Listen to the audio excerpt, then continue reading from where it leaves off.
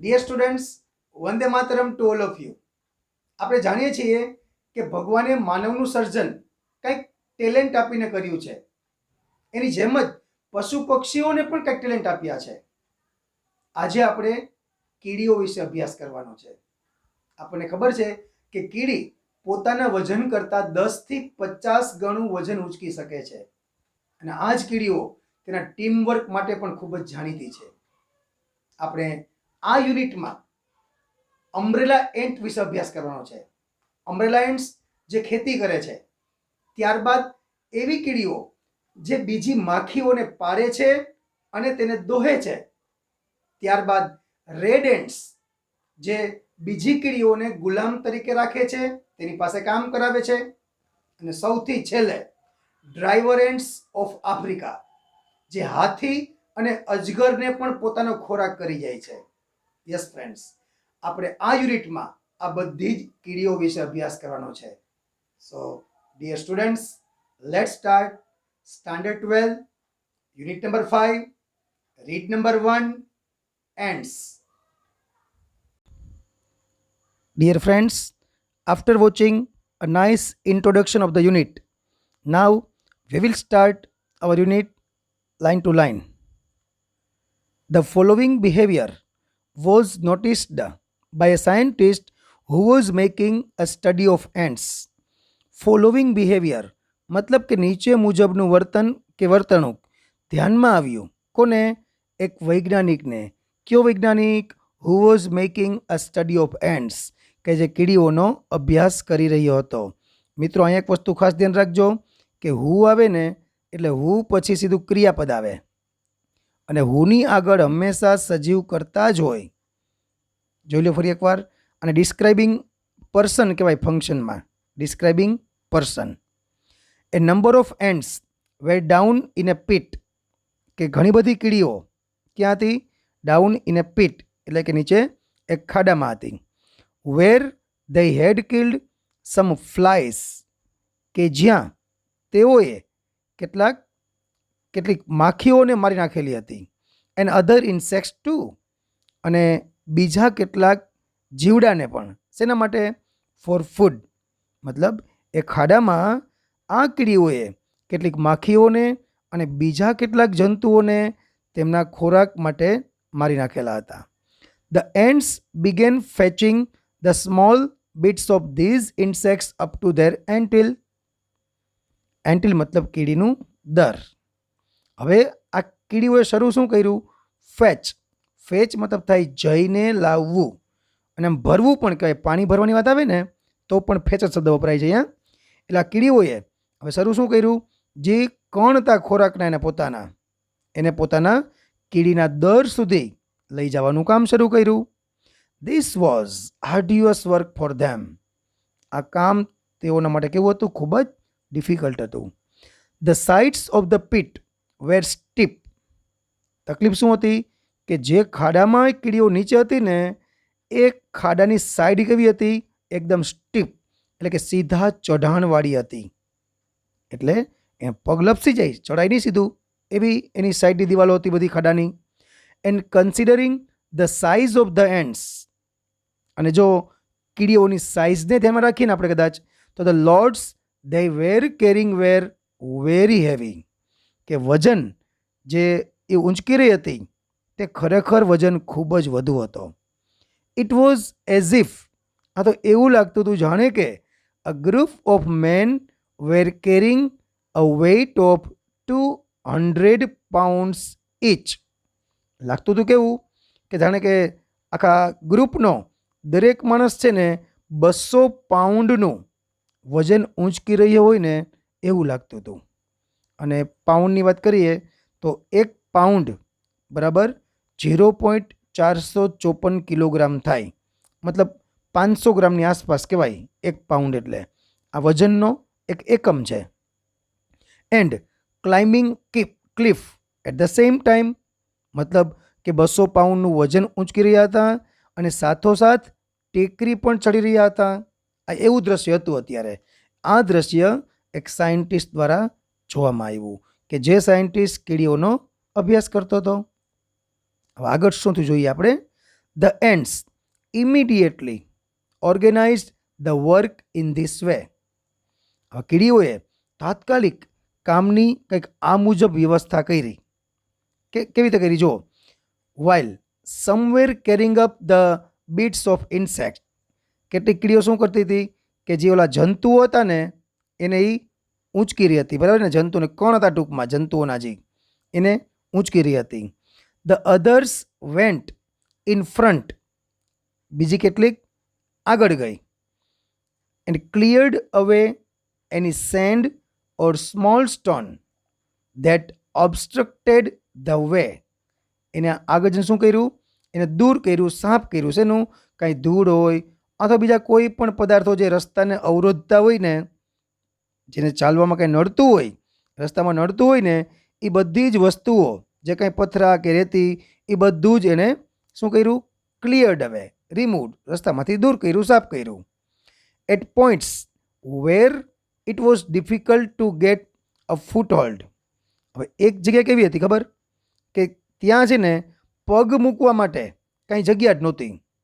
હું જ કીડીઓ આપણે તમે સમજી લ્યો, આપણે કે તમે ધારી લો કે પર્વત ચડતા હો, હાલો તો પગથિયા દ્વારા પર્વત ચડી તો સમજા આપણે, પણ પગથિયા ના હોય ત્યાંથી આપણે સપોઝ પર્વત ચડતા હોય, હાલો તો પગ મૂકવાની જગ્યા તો મળવી જોઈએ ને આપણને પહેલાં ક્યાંક, પછી આપણે આગળ જઈએ.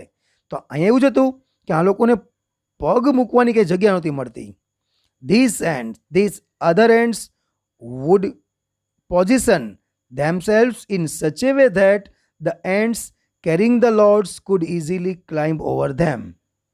તો બીજી કીડીઓ બધી એટલી મસ્ત ગોઠવાઈ ગઈ કે જે કીડીઓ વજન ઊંચકી રહી હતી ને એ એના ઉપર થઈને, જો ક્લાઇમ્બ ઓવર ધેમ, એના ઉપર થઈને સરળતાથી ચાલી શકતી હતી. કલ્પના કરો કે રસ્તો જે લીસો હતો, બીજી કીડીઓ બધી આવી ગઈ, ઓલી કીડીઓ હતી ને બધી જેની ઉપર વજન હતો એ એની ઉપર થઈને આગળ જવા માંડી. Near the top of the pit, હવે ક્યાં ભાઈનું, ખાડાને સાવ ટોપ ઉપર, એટલે કે ખાડો જે હતો એની ઉપર સાવ. However there was a small part of way, ત્યાં એક રસ્તો કેવો હતો, which was completely smooth and steep. એ રસ્તો કેવો નીકળ્યો, સાવ લપસણો અને એકદમ સીધા ચઢાણવાળો. હિયર ધેર વેર નો ફૂટહોલ્ડ્સ. આ જગ્યા કેવી હતી કે અહીંયા કાંઈ પગ મૂકવાની જગ્યા જ નહીં. The ants came up to these points and their progress stopped. હવે કીડીઓ બધી અહીંયા આવી અને ધેર પ્રોગ્રેસ સ્ટોપ્ડ. હવે તેઓનું આગળ જવાનું હતું, એની પ્રગતિથી આગળ જવું હતું, એ રોકાઈ ગઈ. ઇટ સીમ્ડ ધેટ, લાગતું હતું એવું, after all they had been defeated. લાગતું હતું એવું કે હવે કીડીઓ બધી હારી ગઈ છે. ટ્રાય તો બહુ કરી, પણ હવે એક જગ્યા એવી આવી કે ત્યાં એમને ખરેખર રોકાઈ જવું પડ્યું અને એવું લાગ્યું કે હવે કીડીઓએ હાર સ્વીકારવી પડશે. Of the many ants which tried to climb this part, only one reached the top. એનું કેવું, હવે આ બધી જ કીડીઓએ ઉપર ચડવાની કોશિશ તો કરી હતી, બરાબર, પણ એમાં તો શું થયું, ઓનલી વન રીચ્ડ ધ ટોપ. આ બધી કીડીઓમાંથી માત્ર એક જ કીડી છે ને એ ટોચ પર પહોંચી શકી. પછી જો શું થયું, જો this one was immediately met by number of ants from the ant hill. હવે શું થયું, આ જે એક કીડી હતી ને એને તરત જ એ જે બીજી કીડીનું દર હતું ને, દર જે એન્ટેડ દર તો રાફડો કહીએ આપણે, એ રાફડાની બીજી બધી જ કીડીઓની મળી અને to home it conveyed a message. એ કીડી બીજી રાફડાની બધી જ કીડીઓને મળી અને એને શું કર્યું, સંદેશો જણાવ્યો કે ચલો ભાઈ, કે આપણા ભાઈ બહેનો, આપણા સગા સંબંધીઓ બધા મુસીબતમાં છે, પેલા ખાડામાં ફસાઈ ગયા છે, એની ભાષામાં, એની કોડવર્ડમાં કંઈક સંદેશો આપ્યો હશે એને. And now an amazing thing happen. અને હવે છે ને એક અદ્ભુત ઘટના બને છે. The ants at the top, હવે જે કીડીઓ ટોપ પર હતી, મતલબ કઈ ઓલી રાફડામાંથી બહારથી આવી ને એ કીડીઓ, began climbing down into the pit backward. હવે એ કીડીએ શું કર્યું કે એ કીડીઓ એને બેકવર્ડ એને ખાડામાં ઉતરવાનું શરૂ કર્યું. બેકવર્ડ મતલબ કે ઊંધી રીતે, એમ કે એના પગ ઉપર એ હાથ ઉપર એને પગનો ભાગ નીચે રહીએ, મતલબ કે ઉલટેથી એને ખાડામાં ઉતરવાનું શરૂ કર્યું. આમ જોઈને તો મતલબ એકબીજાની પૂંછડી પકડીને, એમ કે જો each holding the tail end of the other end in front, કે એક છે ને એ બીજી કીડીની પૂંછડી પકડી અને નીચે ઉતરે એ રીતે. In this way an ant chain was soon formed. અને આ રીતે શું બની ગયું? એક કીડીઓની સાંકળ બની ગઈ. which slowly dropped down the steep side. એ જે સાંકળ હતી એ નીચે ઉતરી. સાંકળ આખી નીચે ઉતરી કઈ તરફ? એ જે સીધા ચઢાણવાળો ભાગ હતો ને એ બાજુ નીચે આખી સાંકળ ઉતરી. when it reached the ants, હવે સાંકળ ક્યાં પહોંચી ગઈ? પેલી કીડીઓ સુધી. કઈ કીડીઓ? વેઇટિંગ વિથ ધેર લોર્ડ્સ, કે જે કીડીઓ પોતે વેઇટિંગ રાહ જોતી હતી, વિથ ધેર લોર્ડ્સ એટલે કે એની પાસે હતો ને પેલો ખોરાક, વજન ઉચકીને ઊભી હતી બધી, એ કીડીઓ બસ રાહ જ જોઈને બેઠી હતી. અહીંયા પહોંચી ગયા બધા. they easily climbed up the chain and came out at the top. અને પછી આ કીડીઓ જે કીડી સાંકળ હતી ને એની ઉપર સરળતાથી ચઢવાનું શરૂ કર્યું અને ક્યાં પહોંચી ગયા? And came out at the ટોપ, અને સીધા એ બહાર મથાળા પર કે બહાર ખાડાની બહાર નીકળી ગયા. સચ બિહેવિયર, આવું વર્તન, શોવિંગ ધ એડેપ્ટનેસ ઓફ એન્ટ્સ, ખરેખર આવું વર્તન કીડીઓની ક્ષમતા બતાવે છે. એડેપ્ટનેસ મતલબ એબિલિટી, કૌશલ પણ થાય, સ્કિલ પણ થાય. Has been noticed and studied by many, કીડીઓના આવા વર્તન ઘણાને ધ્યાનમાં પણ આવેલા છે અને ઘણા તેનો અભ્યાસ પણ કર્યો છે. Now science has discovered some things about ant life, વિજ્ઞાને કીડીના જીવન બાબતે ઘણી બધી વસ્તુઓ શોધી છે. which seem to show that the intelligence of these tiny creatures is very close to human intelligence. હવે વૈજ્ઞાનિકો જે બાબતો શોધીશ ને એ એવું દર્શાવે છે કે આ પ્રાણીઓની જે બુદ્ધિ ક્ષમતા છે એ માનવની બુદ્ધિ ક્ષમતાથી એકદમ નજીક છે, વેરી ક્લોઝ છે. Not all scientist concede to this view, કે બધા જ વૈજ્ઞાનિકો આ મત સાથે સહમત નથી, આ મત સ્વીકારતા નથી. કન્સીડ સ્વીકારવું, યીલ્ડ એટલે તાબે થવું. But you may look at some of these facts and form your own opinion. હવે જો વૈજ્ઞાનિકોએ શોધ તો કરી જ છે આટલી બધી, બરાબર, પણ કેટલાક વૈજ્ઞાનિકો એને સહમત પણ નથી પાછા. હવે લેખક આપણને શું કહેશે જુઓ કે but you may look at some of these facts, કે તમે આવી કેટલીક હકીકતો જુઓ, and form your own opinion, અને તમે તમારો પોતાનો મત બનાવી શકો છો. મતલબ કે તમે વૈજ્ઞાનિકના મત સાથે સહમત છો કે કીડીઓની બુદ્ધિ છે એ માનવની બુદ્ધિથી સાવ નજીક છે, એમાં તમે સહમત છો કે નહીં? નીચેના કેટલાક પ્રસંગો કે નીચેની કેટલીક હકીકતો જાણ્યા પછી તમે તમારો મત બનાવજો. હવે આપણે એક પછી એક એવી અલગ અલગ કીડીઓનો આપણે અભ્યાસ કરીશું, જે શોર્ટ નોટમાં ખાસ આઈએમપી છે, ખાસ કાળજી રાખજો. These are ants that do farming, આ કીડીઓ કેવી છે? કે જે ખેતી કરે છે. ફાર્મિંગ એટલે ખેતી. You may know that it was a big leap for human progress when men gave up being a full-time hunter and took to farming. તમે જાણતા હશો એમ કે માનવ પ્રગતિનું એક વિશાળ પગલું કયું છે કે when men gave up being a full-time hunter. આપણે ખબર જ છે કે માણસ પેલા ફૂલ ટાઈમ હન્ટર હતો, શિકારી હતો. માણસનો ખોરાક જ બસ એ હતો બધોય કે અલગ અલગ પ્રાણી પક્ષીઓને મારીને ખાતો. પણ પછી માનવે ફૂલ ટાઈમ શિકારી બનવાનું છોડી દીધું. એ માનવ પ્રગતિનું એક વિશાળ કદમ હતું. એન્ડ ટુક ટુ ફાર્મિંગ, મતલબ માણસે ફૂલ ટાઈમ હન્ટર બનવાનું છોડી શું કર્યું હતું? ટુક ટુ ફાર્મિંગ, મતલબ કે ખેતી કરવાનું શરૂ કર્યું હતું.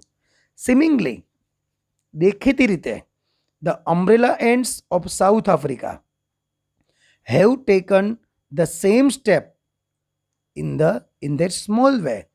બસ આ જ રીતે દક્ષિણ અમેરિકાની અમ્બ્રેલા કીડી છે જી, અમ્બ્રેલા એન્ડ્સ, એને નાને પાયે આ ટાઈપનું પગલું ભર્યું. બાકી આપણને ખબર છે કે લાલ કીડી હોય એ બધું આવું જ ખાતી હોય ને, પણ આ એક જુદી કીડી છે બધી સાઉથ અમેરિકાની કે જેણે નાના પાયે આવું કંઈક કામ શરૂ કર્યું છે. હવે જો એ દેખાવમાં આવી છે, જો umbrella ants of South America જોઈ લ્યો. હાજીને પાન, એના જે પાન ઉપાડ્યા છે પાન, બરાબર, આપણે એ આવશે, જોઈએ આપણે, બરાબર, કે આ પાન ઉપાડીને ક્યાં જાય. દ્રશ્ય ખૂબ સરસ છે, કેવું લાગે જો.